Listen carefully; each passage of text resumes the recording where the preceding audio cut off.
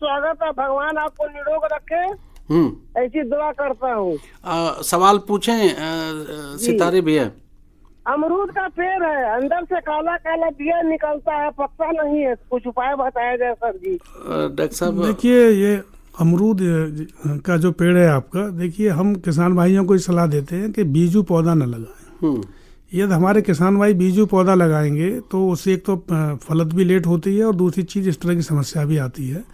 इसके साथ साथ जो आपने जो पौधा लिया है वो पौधा वो किस प्रजाति का है, क्या है, ये हमें ध्यान रखना चाहिए। क्योंकि जब आप पेड़ या पौधा लगाना जा रहे हैं तो उसमें ये देख लें कि जो नर्सरी है वो विश्वसनीय है कि नहीं जी, और अमरूद की जो हमारी संस्कृत प्रजातियां हैं उन्हीं का ही रोपण करें और कलमी पौधा लें। और जहाँ तक ये आप समस्या बता रहे हैं कि उसमें काले मतलब बीज हो जा रहे हैं, तो इसमें देखिए जो कॉपर ऑक्सीक्लोराइड है जी, ये इसका अगर आप छिड़काव करेंगे तो हो सकता है इससे काफी कंट्रोल हो सकता 3 ग्राम दवा प्रति लीटर पानी में घोल बना करके जब आपका फल जो छोटा हो, जैसे इसमें चूंकि अमरूद में 3 बहार होती हैं और हमारे किसान भाई बरसात में और जाड़े की फसल लेते हैं और गर्मी की भी लेते हैं। तो लेकिन अगर मान लो कॉमर्शियली आपको अगर व्यावसायिक तौर पे करना है तो जाड़े की फसल ही लेना चाहिए। दवा कौन सी?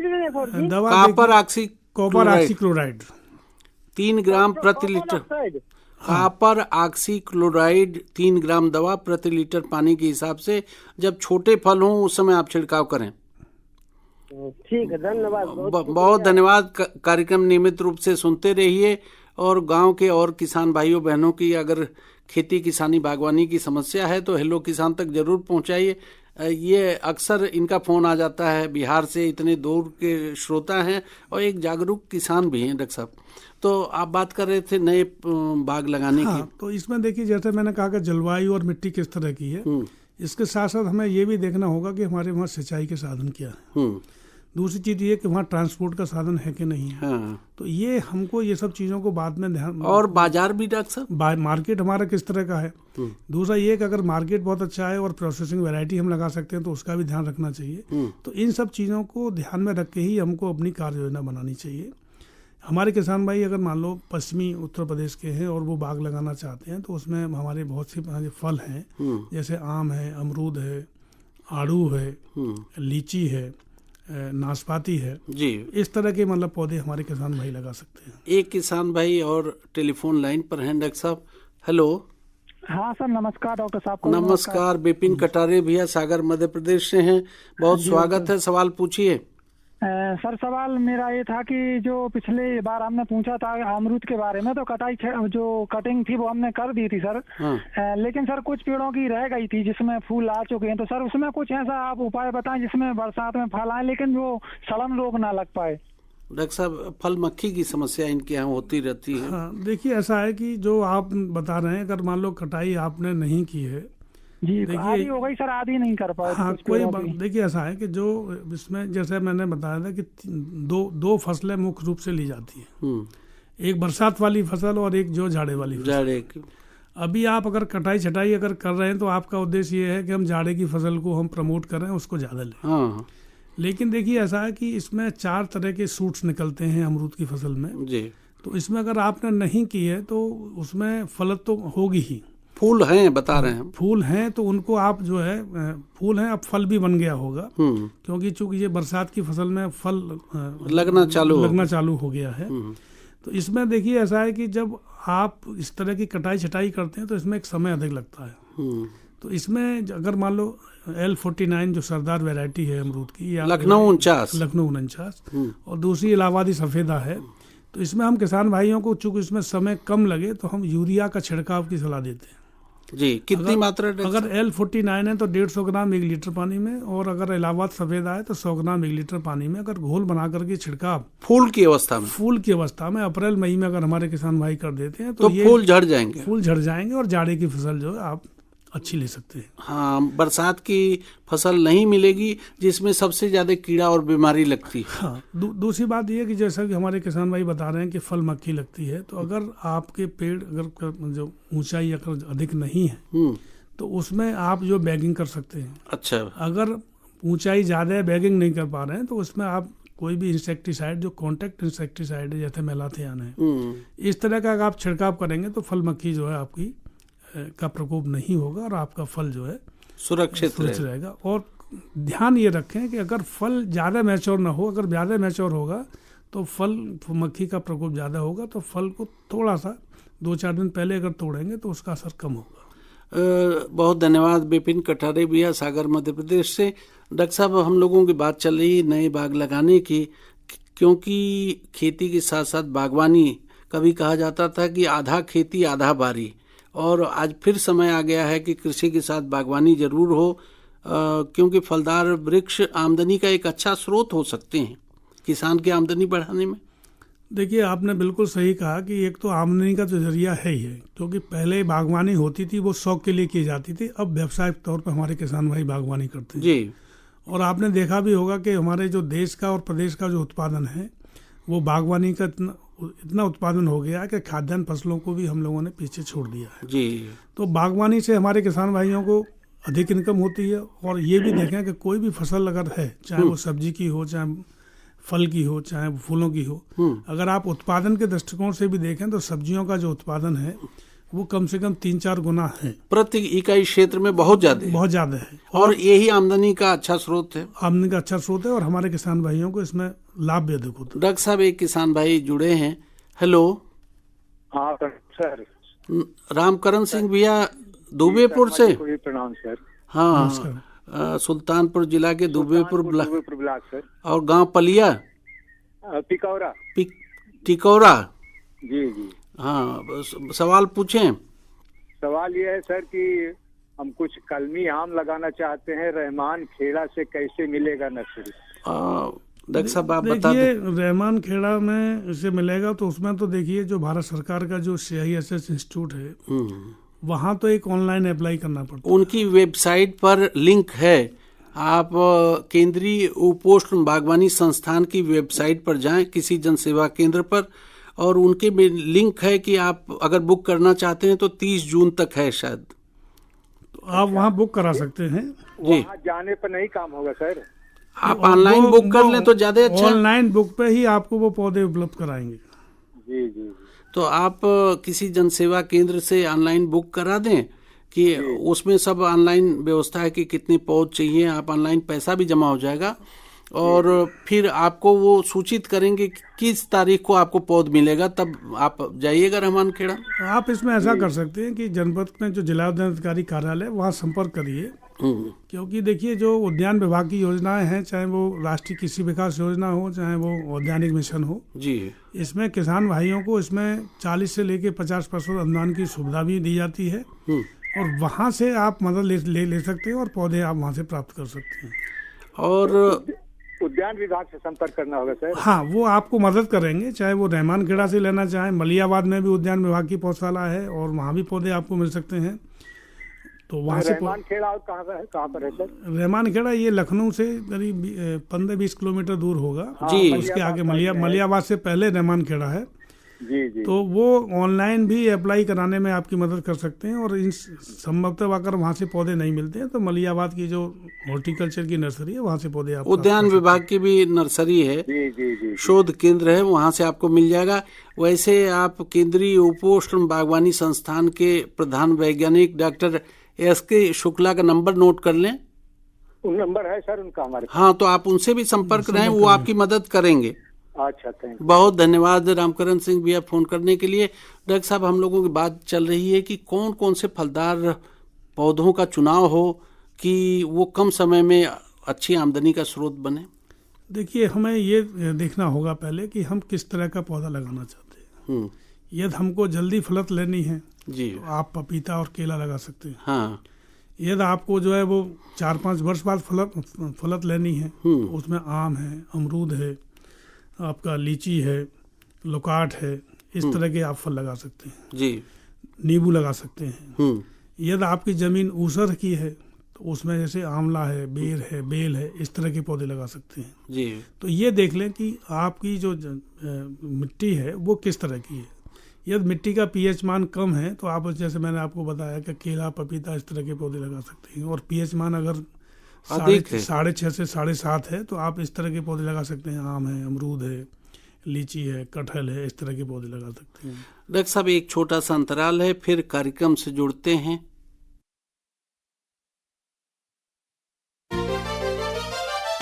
आया रे आया रे आया रे आया, इफ्को नैनो यूरिया लाया खुशहाली लाया। IFFCO nano urea.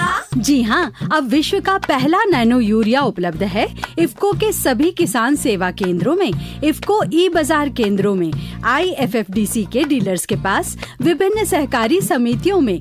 IFFCO nano urea, नए जमाने का यूरिया। IFFCO nano urea.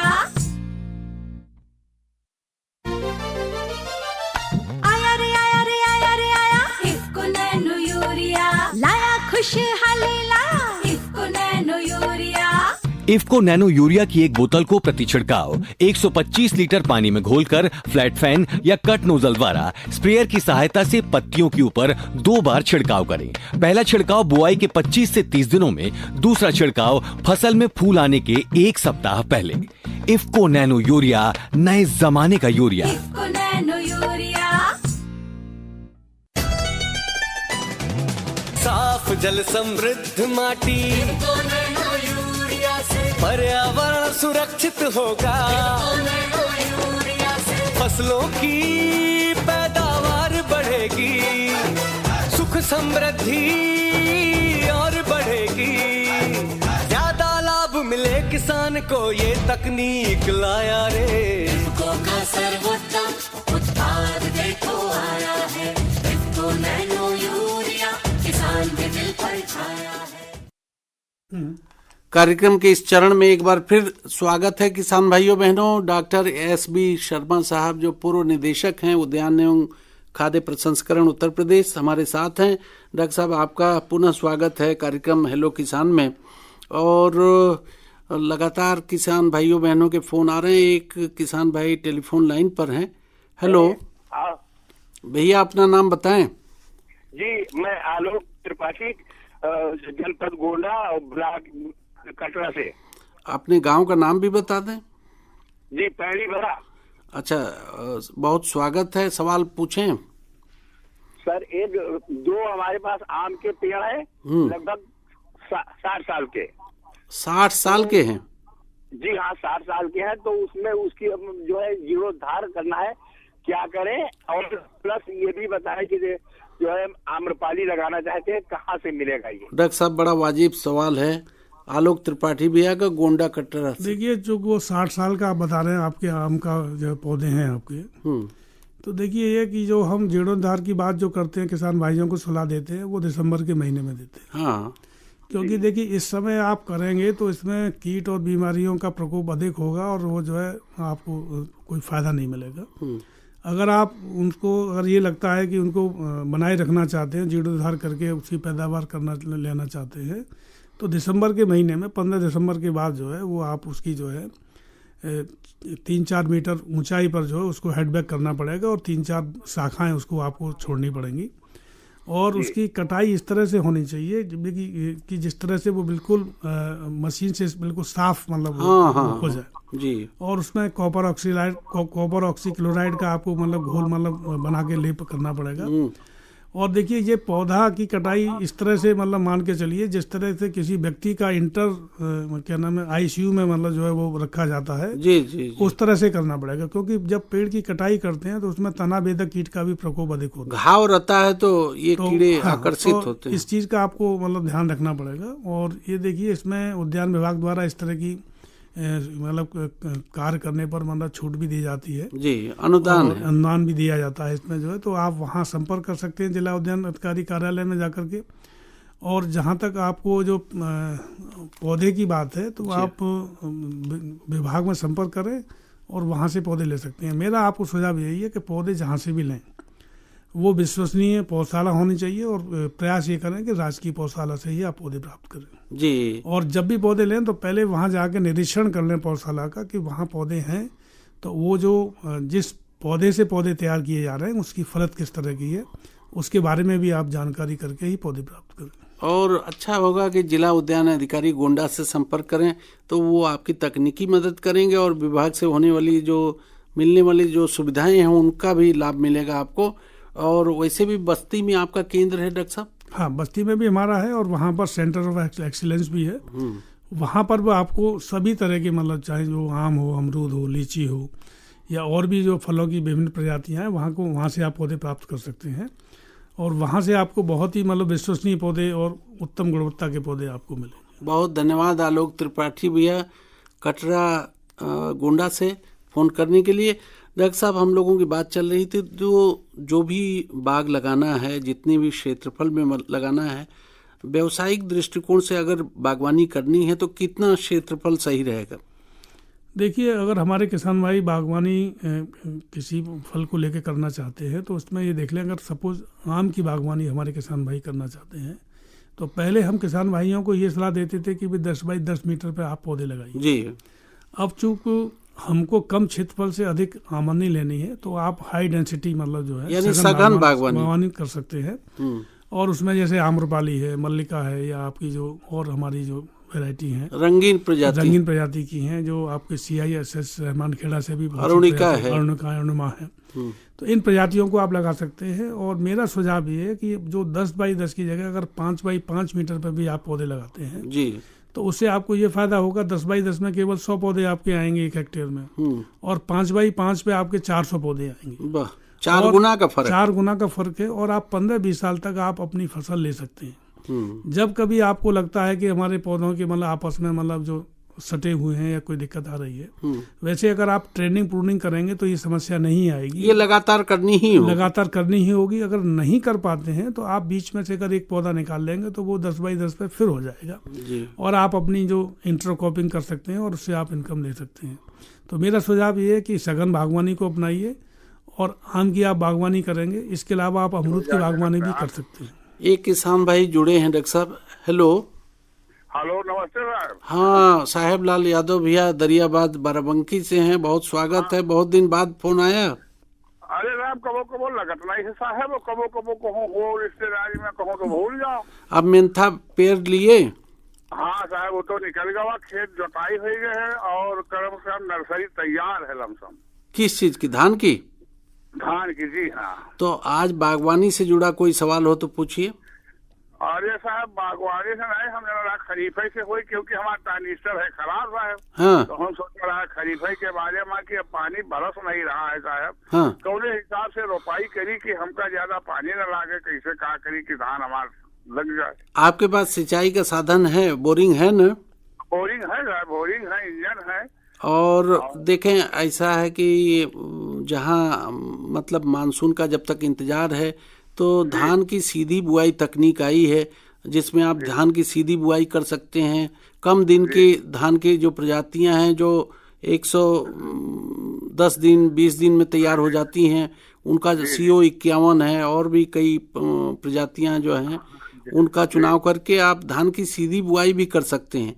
और जो धान की नर्सरी है वो तो मानसून का थोड़ा इंतजार कर लें तब रोपाई शुरू करें।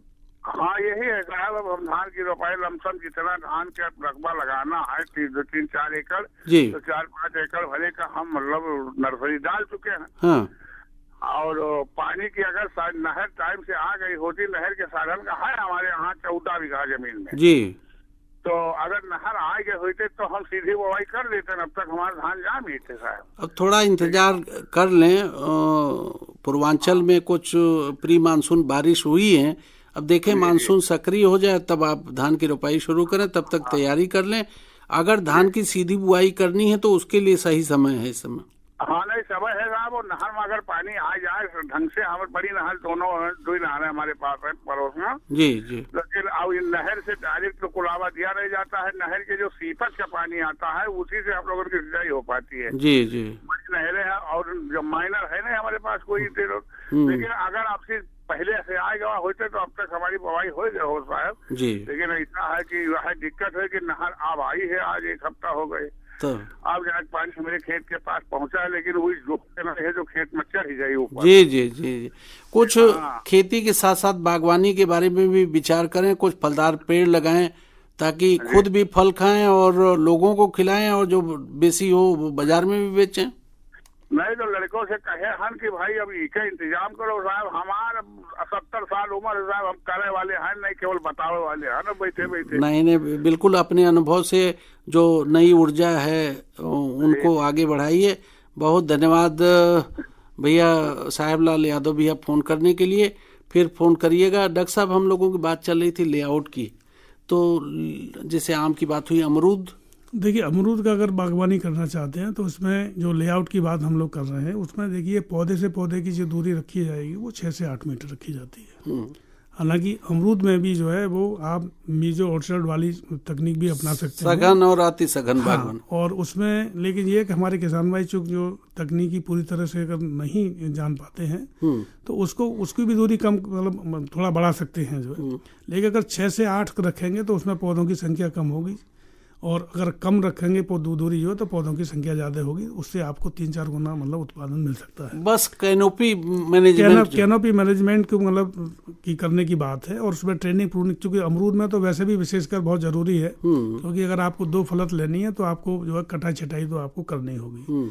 यदि हमारे किसान भाई नींबू प्रजाति की मतलब बागवानी करना चाहते हैं, उसमें पौधे से पौधे की दूरी वो 4 से 6 मीटर रखी जाती है जी। और करौंदा भी एक महत्वपूर्ण फसल है, और आप देख रहे होंगे बाजार में करौंदा का भी दाम अच्छा मिलता है फल। तो इसको सुरक्षा बाड़ के रूप में, सजीव बाड़ के रूप में भी लगा, सजीव बाड़ के रूप में लगा सकते हैं। और देखिए, अगर 1 मीटर पर अगर इसको आप लगाएंगे तो आपके जो जानवर हैं तो वो वायु रोधक का भी काम करेगा, और वो जानवरों से भी आपको मतलब जो आपने देखा होगा जंगली जानवरों का भी अटैक होता है, और हमारे किसान भाई इससे बहुत परेशान होते हैं। लेकिन इसमें बात यह है कि जो करौंदा का पौधा है, इसकी जो ग्रोथ होती है वो थोड़ा स्लो होती है। तो इसमें जब भी आप बागवानी करें तो उससे पहले चारों तरफ अगर ये करौंदा के पौधे आप लगा देंगे तो उसके बाद आप पौधे लगाएंगे तो वो ज़्यादा उचित होगा। यानी फेंसिंग कर लें, फेंसिंग पहले कर लें। डॉक्टर साहब, एक किसान भाई जुड़े हैं। हेलो सर, अगर सर वो सूखने लगता है तो सर उसमें उसकी क्या इलाज की जाए? पहले अपना नाम तो बता दें भैया। जी सर, अपना नाम बताएं, कहाँ से फोन किए? सर हम जो है लखीमपुर खीरी भीरा से बोल रहे हैं सर, नंद किशोर नाम है हमारा। नंद किशोर भैया, बहुत स्वागत है कार्यक्रम में, आप सवाल पूछें। सर हम ये पूछना चाहते हैं कि हमने एक बकाइनी का पेड़ लगा रखा है सर छाया के लिए। अच्छा, बकाइन का? जी हाँ, बकाइन का सर। ठीक। तो सर उसमें जो है ऊपर से उसमें डार सूखने लगी है, तो इसमें सर ये कौन सी मर्ज लग गई है, तो क्या करें? देखें, जहाँ बकाइन में ऊपर से सूख गया है, उसको जहाँ सूख रहा है उसके थोड़ा सा नीचे हरा भाग से आप कटाई कर दें, कोई मतलब आरी से बढ़िया से कटाई कर दें, और ऊपर उसके ऊपर कॉपर ऑक्सीक्लोराइड का गाढ़ा घोल। डॉक्टर साहब क्या कहना चाहेंगे? हाँ, बकाइन का पेड़। नहीं, बिल्कुल सही आपने कहा है। देखिए, जो जैसा आपको बताया जा रहा है कि अगर सूख रहा है वो तो उससे कम से कम 15-20 सेंटीमीटर नीचे वहां से उसको काट दें, और उसका कॉपर ऑक्सीक्लोराइड ले लें, उसका लेप बना करके उस पर लगा दें। अच्छा। अगर आप लेप नहीं लगा पा रहे हैं तो अगर उसका छिड़काव भी करेंगे, और 2 छिड़काव अगर कर देंगे तो भी आपका डालने से सर नहीं सही होगी? नहीं, जरूरत नहीं है भैया।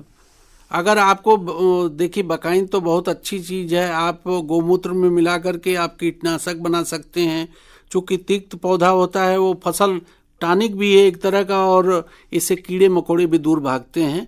आप ऐसा करके देखें तो फिर जरूर लाभ होगा आपका। आप ये भी देख सकते हैं कि अगर देखिए कहीं कीड़े का अटैक तो नहीं है, कीड़ा तो नहीं है कोई, खुद इतना तिक्त होता है डॉक्टर साहब? नहीं, ये देख लीजिए, कभी कभी मान लो इस तरह की जाला वाली मतलब जो कीट भी लग जाता है, इस तरह का देख लें। अगर वैसे ये तो आपका वो डाई बैग ही लग रहा है। हाँ, डाई बैग का ऊपर से सूख रहा है, उस पे आप इसकी मतलब छिड़काव करिए तो इससे कंट्रोल होगा। एक काम और कर सकते हैं कि ट्राइकोडर्मा पाउडर 1 किलो ले करके और गोबर की सड़ी खाद में मिला करके थाला बना करके उसका प्रयोग कर दें। उसका प्रयोग कर सकते हैं। तो इससे फ्यूजेरियम विल्ट की जहाँ समस्या है उससे निदान हो जाएगा। बहुत धन्यवाद नंद किशोर भैया, भीरा लखीमपुर खीरी से फोन करने के लिए। डॉक्टर साहब, समय बहुत तेजी से है, लेकिन एक किसान भाई और जुड़े हैं। Hello hello hello. हाँ सर, नमस्ते। नमस्ते, अपना नाम बताएं। सर मैं रिंकी बात। जी, रिंकी बात कर रही हूँ। अच्छा, रिंकी, बलरामपुर से बहुत दिन बाद आपका फोन आया। बताएं रिंकी बहन। जी सर, और मैं एक्सपर्ट सर को भी नमस्ते करना चाहूंगी। राम राम सर। हाँ, नमस्कार। राम राम जी। हाँ सर, मेरा प्रश्न ये है, जैसे बागवानी को लेकर हो रहा है चर्चा, तो सर मैं ये जानना चाहूँ, जिस तरह बारिश हो रहा है और कहा जा रहा है मानसून लेट में आएगा, अगर मान लीजिए कोई किसान नया बागवानी लगाना चाहता है तो वो उसके लिए समस्या उस समय नहीं होगी, जिस प्रकार बारिश हो रही है तो लेट नहीं होगा सर बागवानी लगाने में? देखिए नहीं, देखिए जब ये बागवानी के लिए हम अपने किसान भाइयों को यही सलाह देते हैं कि वो सिंचाई का साधन सुनिश्चित हो जी। और जिस तरह से आप देखें कि आज जो समस्या हो रही है कि बरसात की, तो सबसे बड़ी समस्या ये है कि अगर हम पेड़ पौधे लगाते रहेंगे तो जो हमने अभी हीट वेव को देखा है और हमारे सभी लोग जनता परेशान हुई है, जो जलवायु परिवर्तन का असर है, तो इसमें अगर पेड़ पौधे लगाएंगे तो ये समस्या तो आपकी कम होगी। यही रक्षा कवच होगा, ये रक्षा कवच होगा। दूसरा ये कि इसमें हम अपने किसान भाइयों को सिंचाई के लिए ड्रिप और स्प्रिंकलर की बताते हैं कि उसका इस्तेमाल सिंचाई और बौछारी सिंचाई, क्योंकि अगर हम पानी की बचत नहीं करेंगे तो निश्चित तौर पर ये देखिए हम अगर देखें कि सबसे ज्यादा अगर पानी का यूज किस में है, खेती में, खेती बागवानी में है, और सबसे ज्यादा मिसयूज किस में है, खेती बागवानी में। तो मेरा किसान भाइयों को इस कार्यक्रम के माध्यम से यही अनुरोध है कि हम पानी की बचत करें, एक एक बूंद पानी एक बूंद करें। और जो भारत सरकार और प्रदेश सरकार द्वारा जो ड्रिप सिंचाई और ये स्प्रिंकलर सिंचाई की जो योजना चलाई जा रही है और इसमें काफी अनुदान भी है, तो उसका लाभ उठाएं और बागवानी करें तो कम से कम ड्रिप सिंचाई का अवश्य प्रयोग करें। डॉक्टर साहब एक छोटा सा अंतराल और है, उसके बाद फिर कार्यक्रम हेलो किसान में जोड़ते हैं।